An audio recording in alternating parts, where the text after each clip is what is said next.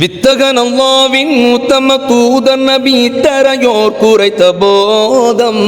வித்தகன் அல்லாவின் உத்தம தூதர் நபி இத்தரையோர் குறைத்த போதம்.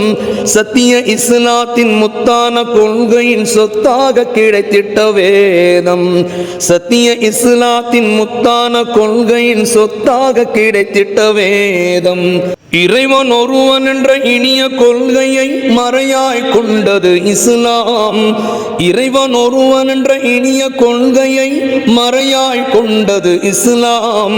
முறையாய் மனிதர்களை ஓர்குலமாக்கிட நெறியாய் திகழ்வது இஸ்லாம்.